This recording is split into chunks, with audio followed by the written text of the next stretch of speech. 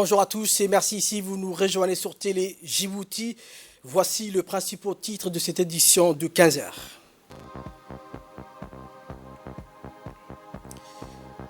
La ministre de la Femme et de la Famille reçoit son homologue ivoirienne. Dans l'actualité internationale, à Gaza, plus de 20 000 enfants blessés dans des attaques israéliennes.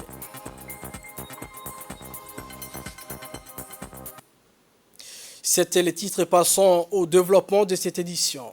Après l'ouverture de la nouvelle maternité des centres hospitaliers médicaux d'Obok hier, le ministre de la Santé, Dr Ahmed Roble Abdile, accompagné du secrétaire général du ministère de la Santé, Mohamed Ali Mohamed, a profité de sa tournée dans les régions du Nord pour effectuer sa deuxième visite d'inspection sur l'état d'avancement des travaux de la construction du futur hôpital régional de Tadjoura.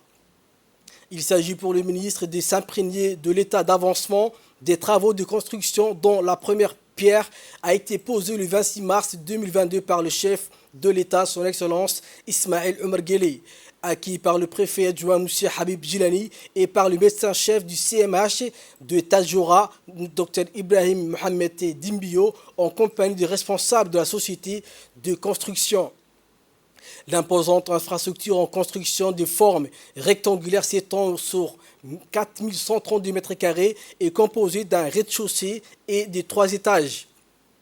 Ainsi, la visite a démarré dans le compartiment du rez-de-chaussée prévu pour accueillir des urgences et les consultations externes.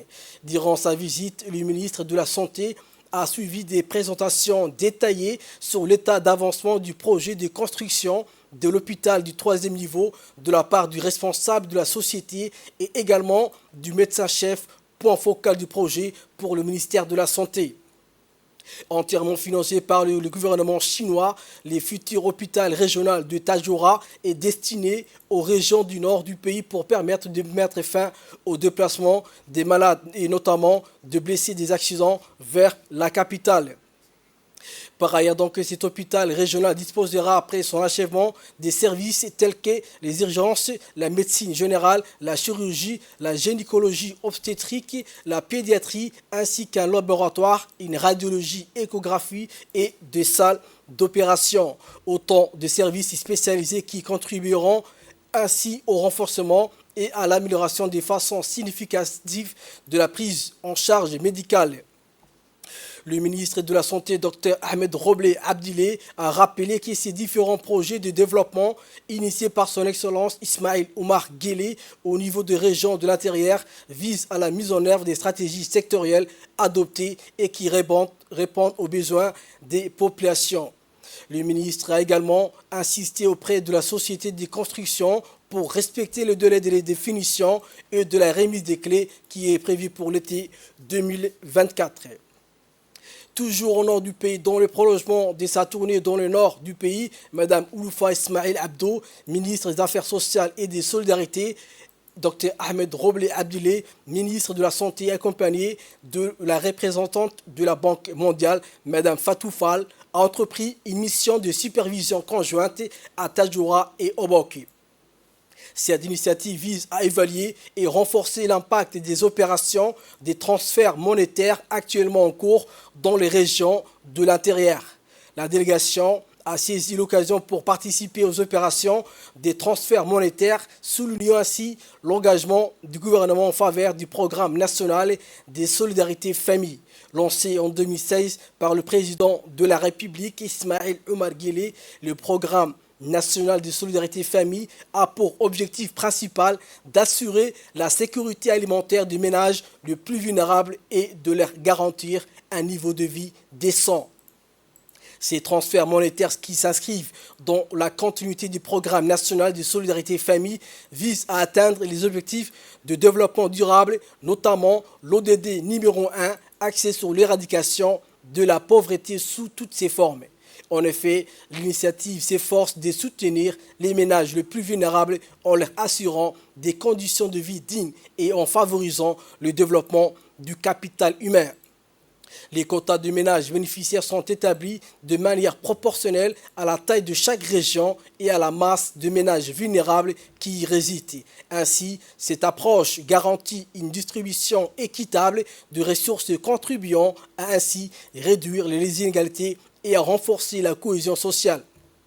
Le ministère des Affaires sociales et des Solidarités réaffirme son engagement envers la mise en œuvre effective du programme et salue la collaboration fructueuse avec la Banque mondiale et le reste de ses partenaires dans la réalisation de ces objectifs. Le but étant de construire un avenir où chaque citoyen djibouti peut accéder à une sécurité alimentaire et à un niveau de vie décent, contribuant ainsi au progrès social et économique du pays.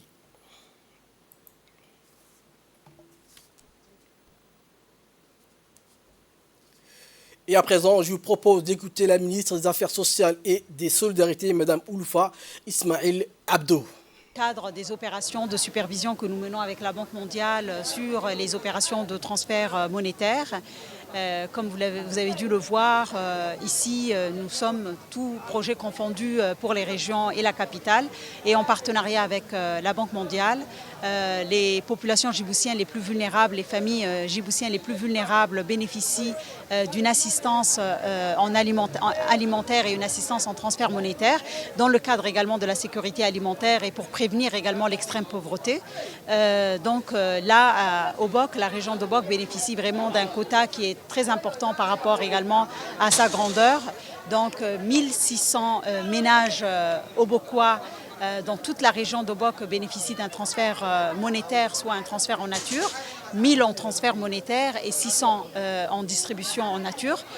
Et sur tout le pays, y compris la capitale, nous avons avec la Banque mondiale, nous couvrons 20 000 ménages en général, 15 000 en transfert monétaire et 5 000 en distribution de vivres.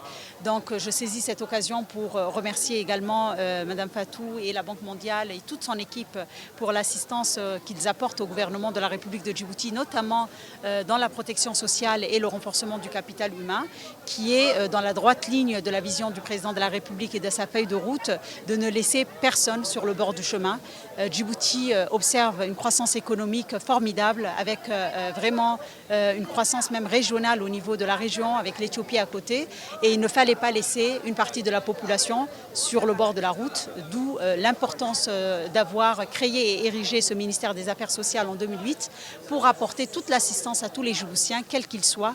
Et c'est de ce ministère que nous observons vraiment la répartition de la richesse d'une manière assez directe. Nous remercions encore une fois la Banque mondiale, mais également tous nos partenaires, également des Nations Unies qui nous apportent main forte dans cet objectif de pousser la population djiboutienne vers le haut. Maintenant, il y a une nouveauté également, je saisis cette occasion. Il y a une nouveauté avec le programme alimentaire mondial que nous avons introduit et nous souhaitons également que la Banque mondiale nous accompagne dans les futurs projets par rapport à cette introduction que nous avons. Nous avons introduit, et je pense que le ministre de la Santé, ça l'intéresse de voir que nous diversifions également le plat du Djiboutien. Nous avons injecté également 5 000 francs en plus avec le programme alimentaire mondial pour l'achat de fruits et légumes et l'achat également de poissons ou de viande. Donc il faut des protéines et ça complète vraiment l'assiette du Djiboutien. Nous en sommes très fiers et nous espérons faire beaucoup plus selon la vision du chef de l'État, de vraiment combler les besoins du Djiboutien. Inch'Allah, bi'iznillah, nous allons y arriver tous ensemble et nous remercions encore une fois nos partenaires. Dans l'actualité nationale également, une délégation de la Côte d'Ivoire conduite par la ministre de la Femme, de la Famille et de l'Enfant, Mme Touré, est arrivée hier à Djibouti. Accueillie à son arrivée à l'aéroport international d'Ambouli par son homologue djiboutienne, ministre de la Femme et de la Famille, Mouna Ousmane Aden, en présence de la deuxième vice-présidente de l'Assemblée nationale, Mme Safia Elmi. La ministre hôte et les membres de sa délégation effectueront une visite de 2 jours dans notre pays. Au cours de son séjour à Djibouti, la ministre ivoirienne de la Femme, de la Famille et de l'Enfant fera des immersions successives dans l'ensemble des institutions et départements travaillant dans les différents domaines de la protection des droits de la femme et de l'enfant. La ministre de la Femme et de la Famille a ensuite tenu une réunion au sein de son département avec son homologue et la ministre de la Femme, de la Famille et de l'Enfant de la Côte d'Ivoire, Madame Touré, accompagnée d'une délégation et de l'ambassadeur de Djibouti auprès de la Côte d'Ivoire, M. Mohamed Bourhan Ali. Une réunion sur les réalisations majeures du ministère de la Femme et de la Famille qui était chargée de mettre en œuvre les politiques gouvernementales visant à intégrer les femmes dans le processus de développement du pays. Elle initie et met en œuvre des projets et des programmes dans des domaines d'expertise, notamment l'autonomisation des femmes à tous les niveaux, la protection et le développement des enfants et le soutien aux populations vulnérables. Quant à la ministre ivoirienne de la Femme, de l'Enfant et Mme Touré est en visite de travail à Djibouti, elle n'a pas manqué de remercier la ministre djiboutienne des Femmes pour son accueil chaleureux à son égard et à sa délégation et a félicité le ministère de la Femme et de la Famille pour tout le travail accompli dans le but d'offrir aux femmes djiboutiennes les meilleures opportunités, qu'elles soient les domaines scolaires et professionnels. Ont participé à cette réunion les différents responsables du ministère de la Femme et de la Famille, la délégation qui l'accompagne, le ministre ivoirienne de la Femme et l'ambassadeur de Djibouti auprès de la Côte d'Ivoire. À la fin de la réunion, les deux ministres de Femmes et de la Famille de Djibouti et de la Côte d'Ivoire ont paraphé un mémorandum.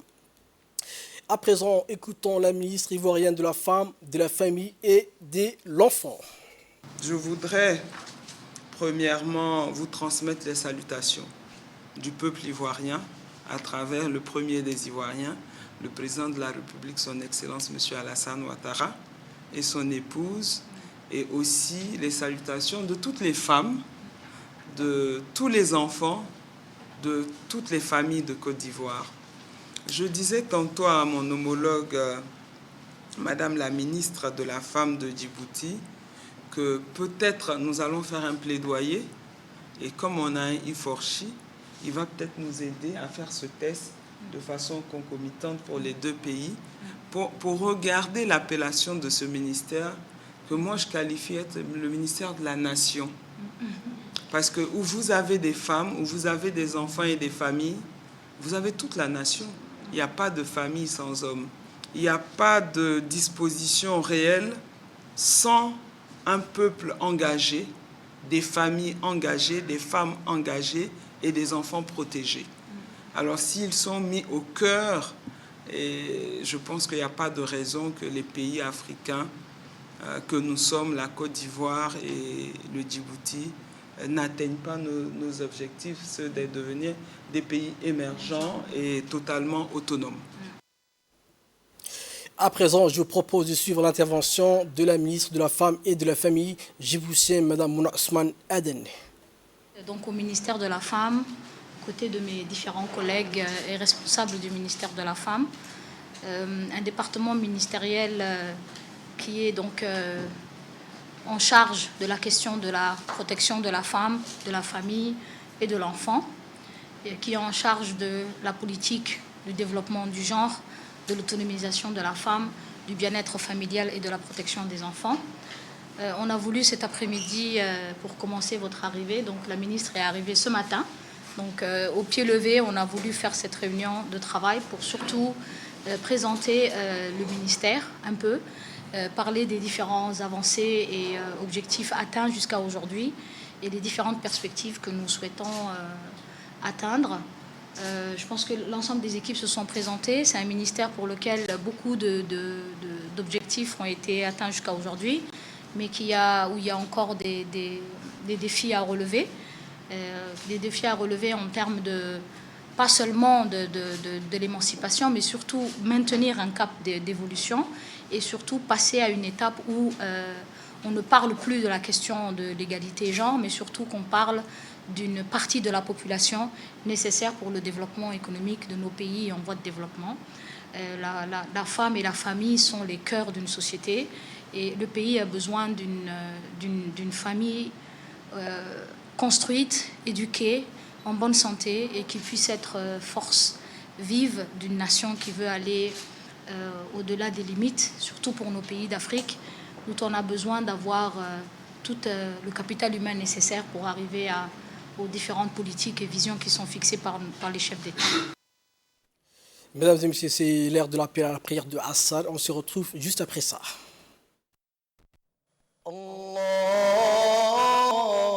Appel à la prière de Assad. Poursuivons notre édition. La ministre de la Jeunesse et de la Culture, Dr Hibo Moumine Assobi, à la tête d'une forte délégation composée du chargé d'affaires, M.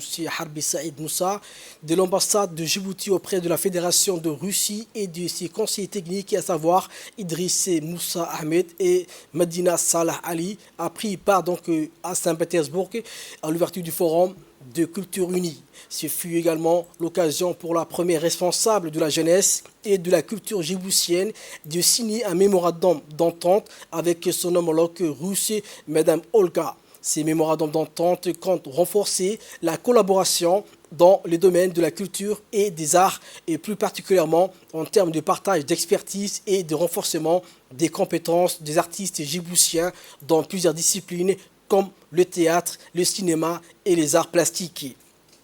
Enfin, le forum composé de plusieurs sessions de discussions et ateliers est l'occasion pour les délégations venues de plus de 22 pays d'échanger sur les voies et moyens de collaborer davantage pour un développement commun de culture du monde. Au cours de la première journée du forum, la ministre a également rencontré la directrice générale du musée de Moscou, Dr Elena Gagarine, fils du premier cosmonaute russe Yuri Gagarin, et le directeur général de la Bibliothèque nationale de Moscou, M. Pavel, pour des échanges plus fructueux dans les domaines culturels représentés. Dans l'actualité nationale également, deuxième phase de critères de sélection de l'émission de télé-réalité Jip Talent qui passionne le public djiboutien a démarré ce jeudi, une étape attendue qui va durer 2 mois et diffusée en direct tout le jeudi soir. Jip Talent, qui est une émission de télé-réalité phare, l'émission avance tambour battant. Les téléspectateurs suivent avec passion et en direct les tribulations artistico-médiatiques de ces nouvelles et prochaines stars de la chanson nationale qui seront après sélection retenues. Toutes les équipes de l'RTD, à savoir producteurs, animateurs et techniciens, étaient mobilisés pour la réussite de l'émission phare Jip Talent sous la supervision de la direction générale. Nous avons pour cette deuxième phase de Jip Talent 128 candidats qui vont effectivement concourir avec la même ferveur que c'est de la première phase sous la supervision d'huissier Abdul Malik, et c'est là durant 2 mois. Les concours se dérouleront comme suite. Quand 8 candidats vont faire preuve chaque week-end. Les candidats seront accompagnés par les proches, interactivité entre le jury et le téléspectateur qui seront là présents à l'audition pour sélectionner le meilleur candidat et candidate qui seront départagés avec le nom du jury et les SMS envoyés par le téléspectateur pour leur candidat de leur choix. Une deuxième phase d'un show télévisé qui s'érige en sanctuaire pour la jeunesse djiboutienne. Rappelons que pour cette deuxième phase, les responsables de la RTD ont fait l'honneur en présentant comme invité d'honneur la star nationale Abazide Dahabli et Abdulkader Beilout. Les enchaînements et les démarches relatives aux critères de sélection ont été parfaitement respectés durant la première phase de sélection. Place à la deuxième phase de critères de sélection qui s'y fera par le pied du jury et à travers le SMS envoyé par le public en faveur de son candidat favori.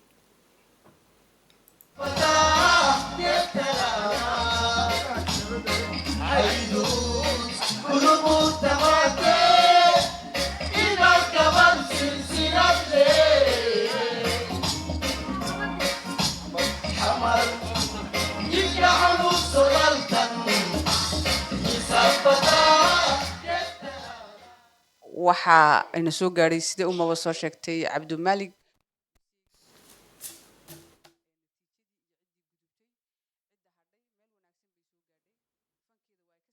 kartaa halkaasi barnaamijku Sadiq Saciid ayaa ku guuleystay in uu noqdo qofka u horeeya ee barnaamijkan kaalinta u horeeya soo baxay توكناي عفر فكا عدو محمد كني توعمي عدو محمد أكادنا قبا أقولك كني سيني كرحم. Et donc, direction sud du pays, Al-Sabi, la solidarité avec la Palestine est une valeur que nous portons avec conviction et engagement. Dans cet esprit de fraternité, la collecte de fonds pour la Palestine est devenue une mission centrale pour soutenir nos frères et sœurs en détresse.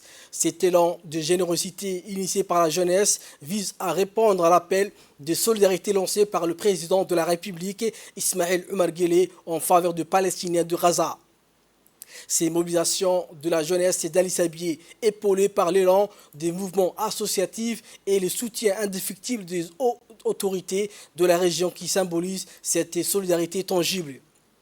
Ensemble, ces forces vives se sont rassemblées au Centre de développement communautaire CDC d'Ali Sabié en présence des honorables députés de la région Abdirahim Bouh, les sous-préfets Saïda Waberi Assoumé, les élus régionaux pour concrétiser leur appui et renforcer le lien de solidarité qui nous unissent à la cause palestinienne.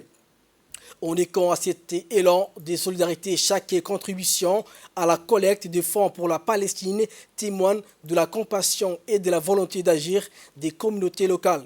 Les efforts consacrés par le jeune, le tissu associatif et le décideur de la région démontrent qu'une mobilisation collective et ciblée peut engendrer un impact significatif. C'est à travers de telles initiatives que l'esprit de solidarité transcende les frontières et que l'engagement humanitaire prend tout son sens. L'initiative nommée Une pièce jaune pour un jeune de Gaza symbolise l'espoir et la contribution tangible de la communauté pour aider le jeune de Gaza. À présent, donc, direction au nord du pays, la coopération entre le conseil régional d'Obok et l'OIM a pris un nouvel élan lors d'une cérémonie qui s'est tenue au siège du conseil régional d'Obok. L'événement a réuni plusieurs personnalités importantes de la région, dont le préfet adjoint Mohamed Awad, le président du conseil régional Mohamed Humed Ismail, la chef de mission de l'OIM, Mme Tonja Pacifico, le vice-président du conseil régional Ahmed Ali, ainsi que les élus locaux et les employés du conseil régional. Le président du conseil régional d'abord accueilli dans son bureau la délégation de l'OIM, accompagnée par leur chef de mission, avant de se rendre dans la salle de réunion du conseil pour signer l'accord de collaboration entre les deux parties. L'accord de coopération signé vise à établir une collaboration plus étroite entre les deux entités en matière de gestion des migrations et le renforcement des capacités locales.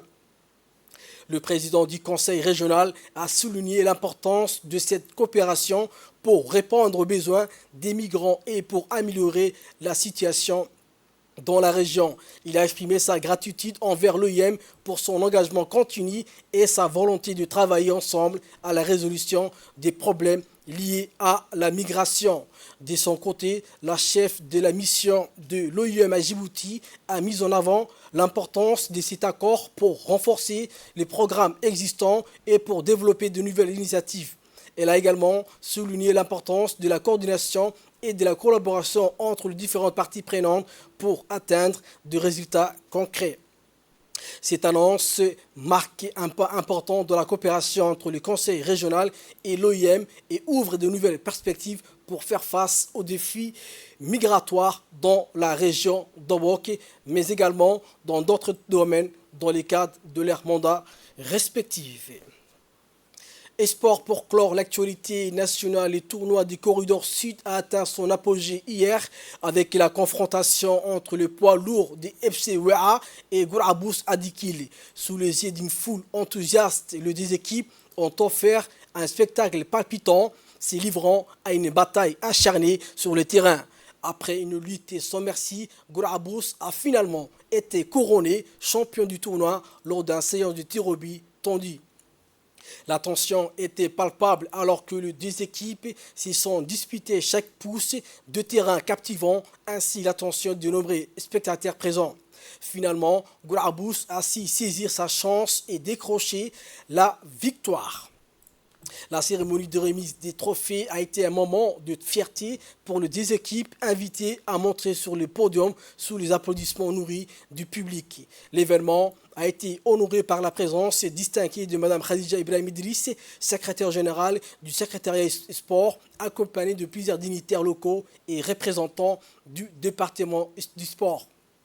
Ces tournois, un véritable succès, à tous égards, a su rassembler passion, compétition acharnée et fair play sur le terrain, témoignant de l'excellence du football dans la région de l'Unité. À présent, l'actualité hors de nos frontières, notamment à Gaza, malgré les appels de la communauté internationale et les manifestations massives dans le monde entier condamnant l'agression israélienne contre la bande de Gaza, les forces d'occupation poursuivent toujours leurs attaques terrestres, maritimes et aériennes visant des civils non armés et des infrastructures. En ce qui concerne le plan de cette agression gratuite, les enfants sont considérés comme l'un des segments le plus vulnérables au bombardement israélien, ce qui constitue une violation flagrante du droit international humanitaire, car le dernier statistique indique que plus de 4710 personnes ont été tuées et 20 000 enfants ont été blessés. À leur tour, le médecin et les infirmières font de leur mieux pour fournir des soins médicaux aux enfants blessés malgré le manque de médicaments, car l'occupation israélienne impose un blocus sur la bande de Gaza qui empêche l'accès de médicaments et du carburant aux hôpitaux. De leur côté, les autorités sanitaires de la bande de Gaza ont annoncé dans un communiqué de presse que l'armée israélienne avait complètement mis hors service 25 hôpitaux et 56 centres de santé, privant ainsi plus de 2,2 millions de personnes dans la bande de Gaza de bénéficier des services de santé réguliers. C'est la fin de cette édition. Merci de l'avoir suivi.